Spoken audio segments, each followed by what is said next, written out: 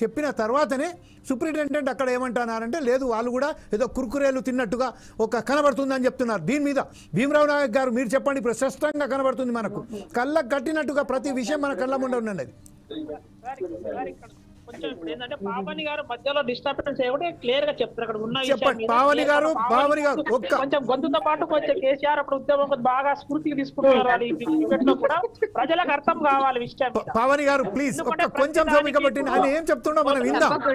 ఖచ్చితంగా ఈ విషయంపై మాత్రం చాలా సీరియస్ గా మనం తీసుకుందాం. అసభ్యంగా మాట్లాడితే మాత్రం మధ్యలో వస్తా. లేదు అసభ్యంగా మాట్లాడలేండి. అసభ్యంగా మాట్లాడితే మాత్రం మధ్యలో వస్తా. కమాన్ క్యారీ ఆన్ భీమరావు గారు చెప్పండి. మేడం మీరు మాట్లాడే విషయాన్ని ఆదాన్ని చెప్పకుండా ఉంటే అప్పుడు మాట్లాడాలి. Okay right come to the point. చెప్పినట్టు నేను ఇప్పుడు సంవత్సరం అయిపోయింది. ఇక్కడ బాగా డిస్టర్బ్ అవుతుంది, కొంచెం అందరూ మ్యూట్ చేయండి. తత్తుమలద్దా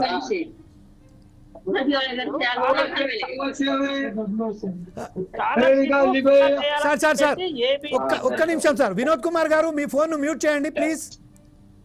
మ్యూట్ చేయండి. ఇప్పుడు భీమరావు గారు చెప్పండి.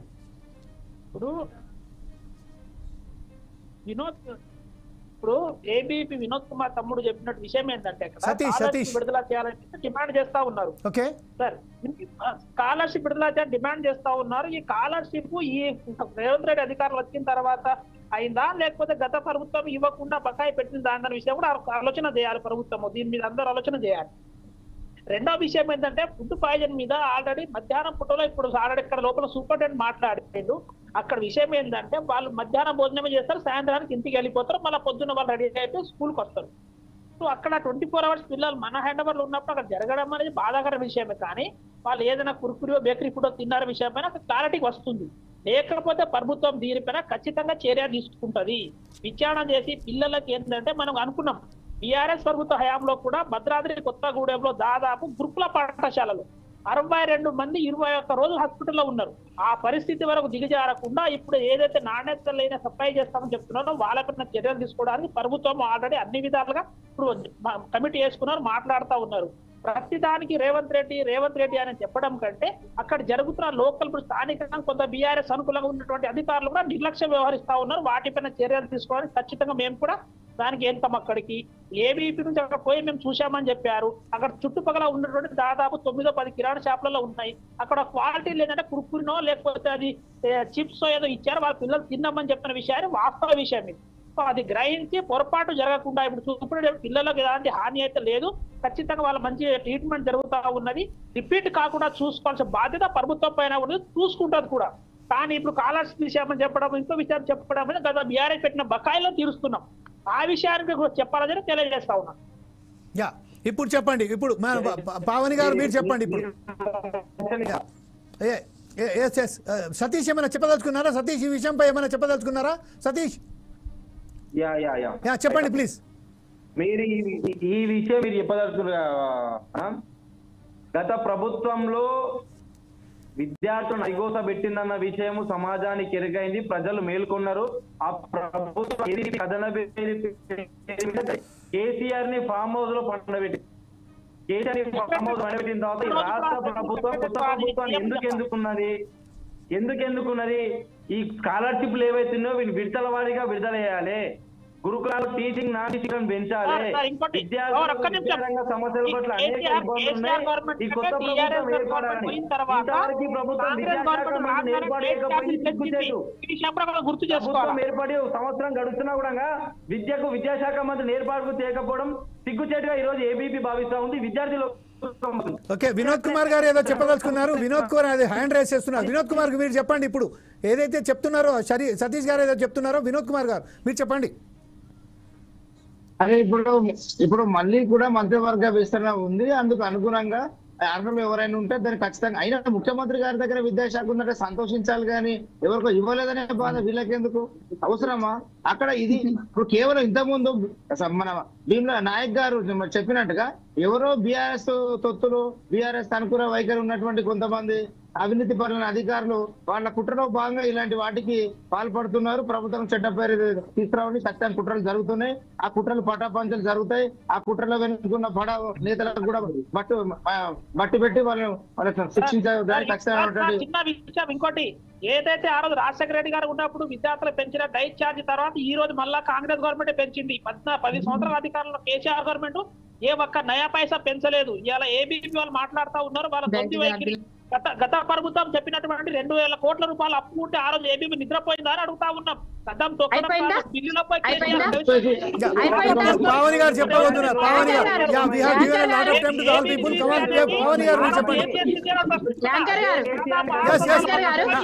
ఓకే మీరు చెప్పారు దానికి భీమరామ గారు సతీష్ భీమరావు నాయక్ గారు ఓకే ఓకే సతీష్ గారు ఓకే దీనిపై ఓకే నాయక్ గారు ఓకే రైట్ రైట్ దానికి సంబంధించిన ఎప్పుడైతే మీరు మాట్లాడుతున్నారో అప్పుడు పావని గారు చాలా గోపిక ఉన్నారు. అప్పుడు సమాధానం చెప్తున్నారు. దీనికి సమాధానం ఏం సమాధానం చెప్తారో చూసిన తర్వాత మళ్ళీ మీ దగ్గరికి వస్తాను. పావని గారు చెప్పండి. ఇప్పుడు స్కాలర్షిప్లు అంటున్నారు కదా నాయక్ గారు, ఆ స్కాలర్షిప్లు మరి మార్పు అని అధికారంలోకి వచ్చింది కదా కాంగ్రెస్ ప్రభుత్వం. ఆ స్కాలర్షిప్లు విడుదల చేయొచ్చు కదా. ఎందుకు గత ప్రభుత్వం మీద ఇంకా నిందారోపణలు చేస్తున్నారు?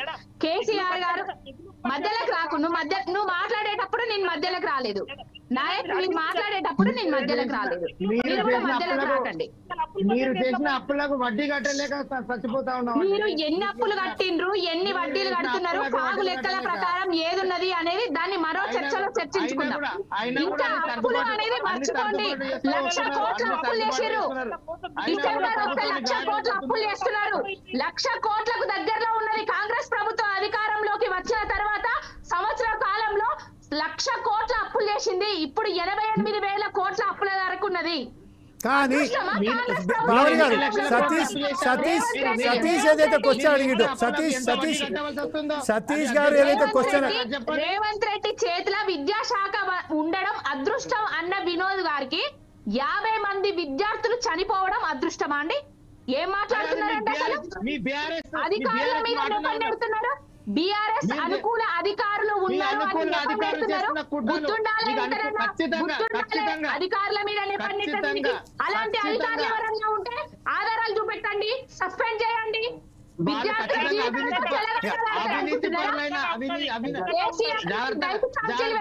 చెప్తున్నాడు ఈ నాయకుడు.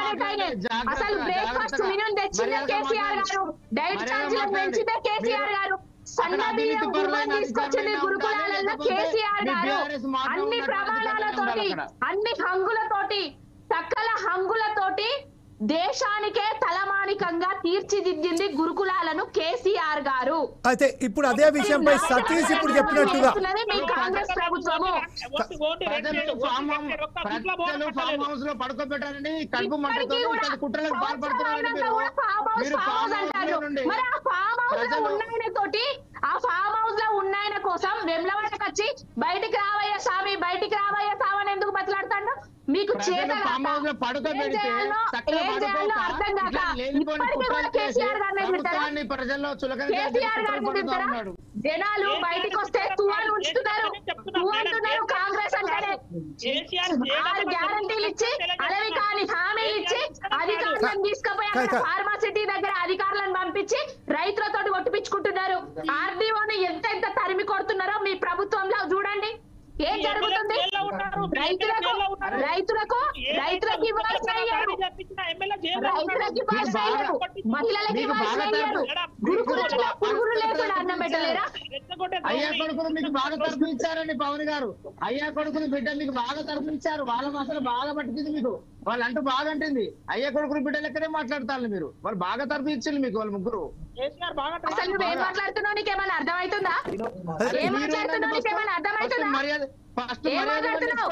ఏం మాట్లాడుతున్నావు? ఏంటి రెస్పెక్ట్? సరుకులు ఏంటి? అయ్యా కొట్టండి. ఇప్పుడు వ్యక్తిగతంగా దోషాలు వెళ్తున్నది. ఇప్పుడు మన టాపిక్ ఏదైతే ఉన్నదో మన చర్చ డిబేట్ అవుతుంది. మనకు చర్చ సంబంధించింది డిబేట్ అవుతుంది. దీనికి ఖచ్చితంగా లేదు దీన్ని డిబేట్ చేయడానికి ఆస్కారం ఎక్కడ కూడా లేదు. చచ్చిపోయారు గురుకులాలల్లో 48 మంది చచ్చిపోయారు. 48 మంది చచ్చిపోతే ఇప్పటికి ఈ రోజు వరకు 50 మంది చనిపోయారు. దాని మీద సమీక్ష లేదు, సమావేశం లేదు, ఒక కమిటీ వేసుడు లేదు. ఆయన చనిపోయిన మీకన్నా సత్వర చర్యలు తీసుకుంటే మా ప్రభుత్వం, మీకన్నా సత్వర చర్యలు తీసుకుంటే మా ప్రభుత్వం. ఓకే కానీ ఇప్పుడు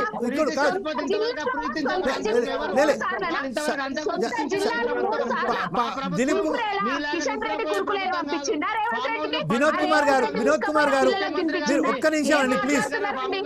మీరు పెడుతున్న నాసి రకం అన్నం వల్ల, మీరు పెడుతున్న పురుగుల వల్ల విద్యార్థులు హాస్పిటల్ పాలైపోతున్నారు.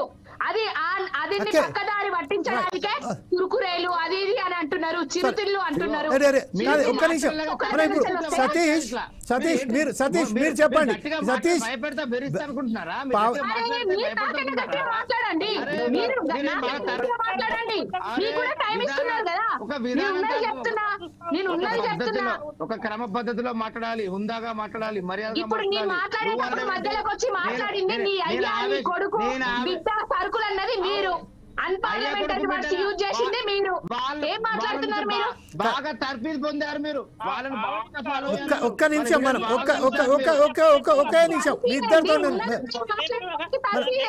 ఒక్క నిమిషం అర్థవంతంగా మాట్లాడండి, హుందాగా మాట్లాడండి. ఎంత కోపం వచ్చినా ఇప్పుడు కాదు